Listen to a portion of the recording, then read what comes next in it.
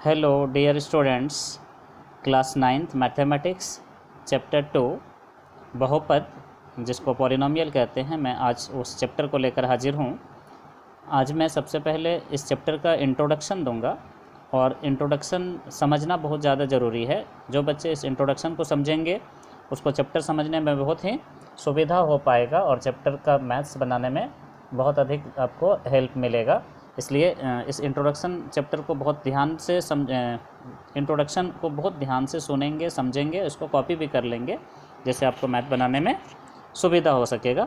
तो ये बहुपद में सबसे पहले जानना है कि ये होता क्या है। तो ये सबसे पहला पॉइंट है कि एक चर x में बहुपद px निम्न प्रकार का एक बीजीय व्यंजक होता है।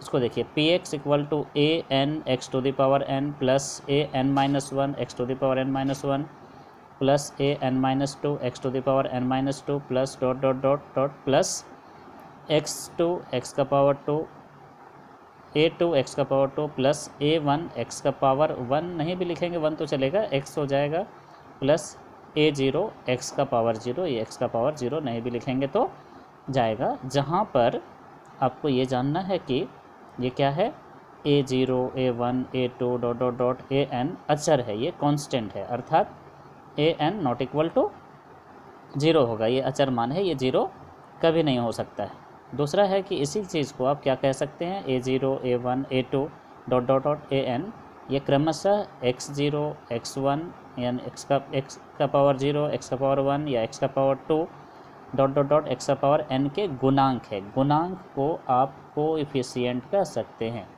कोएफिशिएंट जिसको गुणांक कहते हैं। दूसरा है, तीसरा पॉइंट है a n एक्स का power n plus a n minus one x का power n minus one plus a n minus two x का power n minus two plus dot dot dot dot a two x का power two plus a one x का power one plus a0 x का power zero बहुपद के पद कहलाते हैं, ये टर्म कहलाते हैं। ये पहला पद, ये दूसरा पद, ये तीसरा पद, ये चौथा पद, ये पांचवा पद, इस तरह से पदों की संख्या को आप गिन सकते हैं। और चौथा पॉइंट है n बहुपद की घात कहलाता है, जहाँ n एक पूर्ण संख्या है। ये बहुपद का जो पावर है ना, ये पावर को बहुपद का घात कहा जाता है और ये घात पूर्ण संख्या होती है। पूर्ण संख्या के बारे में आपको पता होना चाहिए कि 0 से लेकर के अनंत तक होता है। तो ये जो घात कहलाता है, तो बहुपद की घात क्या होती है, तो एक बहुपद में चर वेरिएबल की अधिकतम घात वाले पद की घातांक को बहुपद का घात कहा जाता है, पावर कहा जाता है। यानी सबसे हाईएस्ट पावर जो होगा वो बहुपद का घात कहलाएगा। अगला है बहुपद के प्रकार कैसे होंगे, क्या क्या होते हैं बहुपद के प्रकार। तो सामान्यतः हम बहुपदों को निम्न रूप में वर्गीकृत कर सकते हैं। बहुपद को अलग अलग तरीक़ों में बांटा जा सकता है।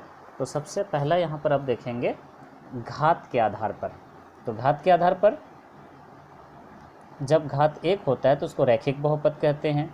सामान्य रूप में इसका स्टैंडर्ड जो फार्मूला होता है वो ax प्लस वन होता है। उदाहरण के लिए आप देख सकते हैं x प्लस वन या 2x या फिर 5x प्लस 4, और भी बहुत सारा एग्जाम्पल आप लिख सकते हो जिसको रैखिक बहुपद कहेंगे। यहाँ पे देख रहे हैं ना, x का घात नहीं है, घात सिर्फ 1 है, 1 लिखा नहीं गया है, ये 1 है।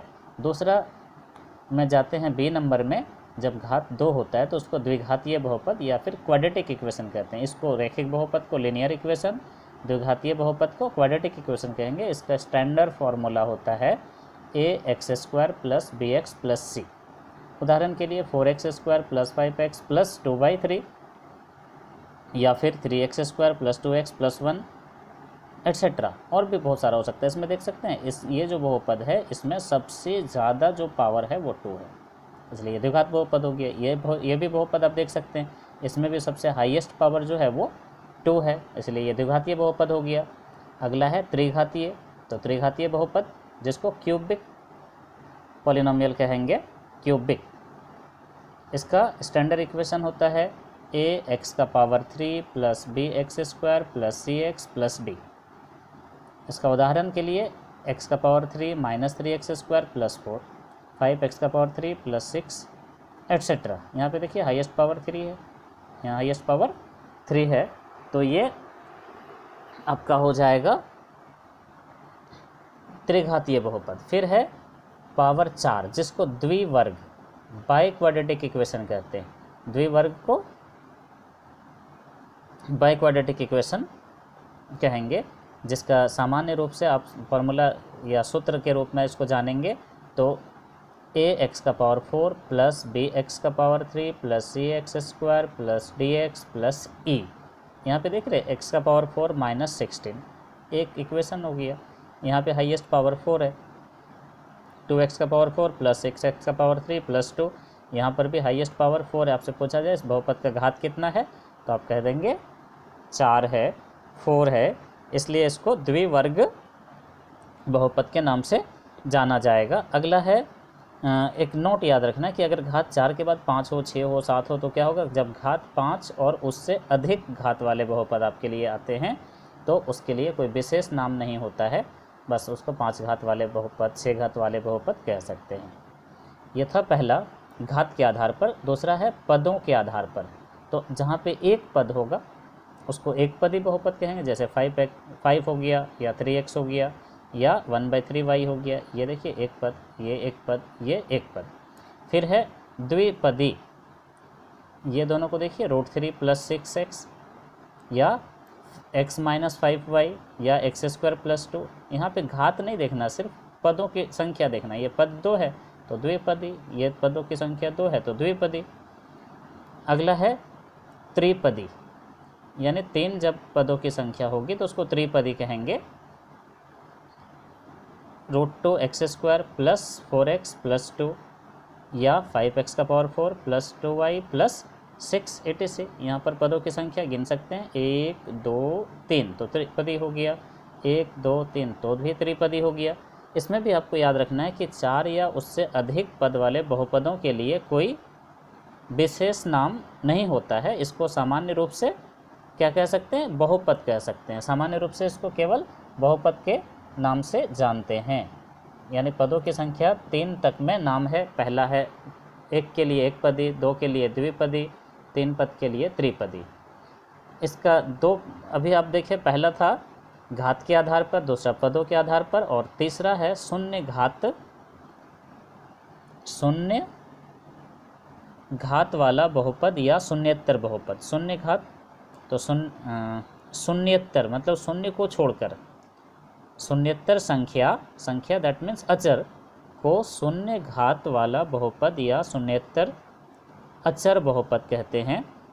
अर्थात px बराबर a, जहाँ पर a नॉट इक्वल टू 0 एक शून्य घात वाला बहुपद है, क्योंकि px बराबर a को हम px बराबर a x⁴ लिख सकते हैं। इसको उदाहरण के लिए 5 को आप लिख सकते हैं 5x का पावर 0, या √7/5 को लिख सकते हैं √7/5 x का पावर 0 इट इज़। इस तरह से आपको ध्यान रखना है कि एनीथिंग पावर 0 दैट मीन्स 1 से किसी भी नंबर को मल्टीप्लाई करते हैं तो उस नंबर में कोई फ़र्क नहीं पड़ता है, बिकॉज 1 जो है वो मल्टीप्लिकेटिव आइडेंटिटी है।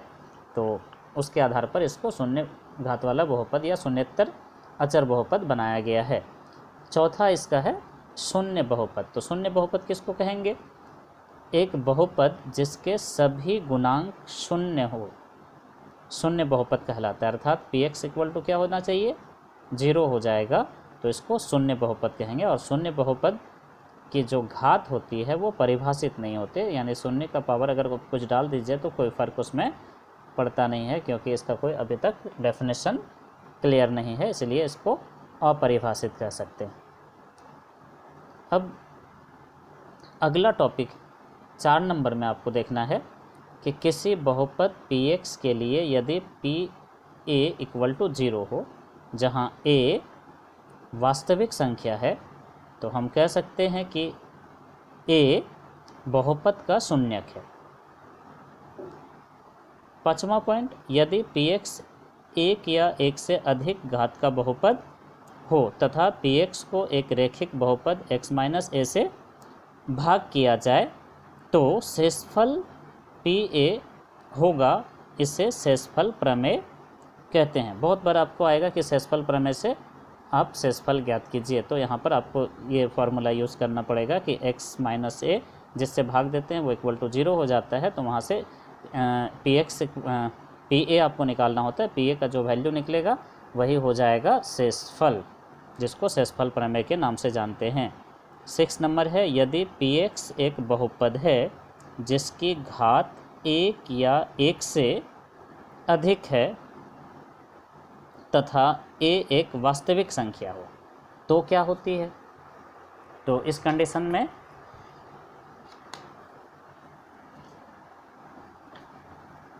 x माइनस ए, पहला नंबर में आपको क्या होगा उस कंडीशन में, x माइनस ए बहुपद px का एक गुणनखंड होगा यदि pa इक्वल टू 0 हो, ये याद रखना है। दूसरा है, यदि pa इक्वल टू 0, जहाँ x माइनस ए बहुपद px का एक गुणनखंड है, तो इसे हम गुणनखंड प्रमेय कहेंगे। 7वां नंबर है, एक n घात के बहुपद के अधिकतम n शून्यक हो सकते, यानी द्विघातीय बहुपद का शून्यकों की संख्या 2, एक चर वाले बहुपद के शून्यकों की संख्या 1, त्रिघातीय बहुपद वाले शून्यकों की संख्या 3, 4 घात वाले बहुपद के शून्यकों की संख्या 4। आपको याद रखना कि n घात वाले बहुपद के अधिकतम जो शून्यक होंगे, जो रूट्स होंगे, वो n होंगे। कुछ यहाँ पे बीजीय सर्वसमीकरणों को लिखा गया है जिसको फार्मूला के नाम से हम लोग जानते हैं, तो एक नज़र इसको भी देख लेते हैं। पहला नंबर x प्लस वाई का whole square equal to x square plus 2xy plus y square. Second है x minus y square equal to x square minus 2xy plus y square. Third number x square minus y square equal to x plus y into x minus y. फिर 4 number x plus a x plus b equal to x square plus a plus b x plus A B. 5 नंबर x plus y plus z square, ये पूरा x plus y plus z का whole square equal to x square plus y square plus z square plus 2xy plus 2yz plus 2zx। उसी तरह से 6 नंबर है x plus y का whole cube, तो इसका फॉर्मूला हो जाएगा x cube plus y cube plus 3xy and bracket में x प्लस वाई। इसको दूसरे रूप में एलाबोरेट अगर कर देते हैं तो आ जाएगा x cube plus y cube plus 3x square y plus 3xy square. 7 नंबर है x माइनस वाई का whole cube equal to x cube minus y cube minus 3xy bracket में x माइनस वाई, या फिर इसको दूसरे रूप में देख सकते हैं x cube minus y cube minus 3x square y plus 3xy square. 8 नंबर है x cube plus y cube equal to x plus y and bracket में x square minus x y plus y square. ये हो गया x cube plus y cube का formula. इसी तरह से एक्स क्यूब 9 नंबर हो जाएगा x cube minus y cube, इसका फॉर्मूला हो जाएगा एक्स माइनस वाई ब्रैकेट में x square plus x y plus y square, यानी गुणनखंड करने के लिए ये फार्मूला नंबर 8 और फार्मूला नंबर 9 जो है वो गुणनखंड करने के लिए फार्मूला है। फिर question number 10, x cube plus y cube plus z cube minus 3xy z equal to हो जाएगा x plus y plus z and bracket में x square plus y square plus z square minus x y minus y z minus z x bracket बंद।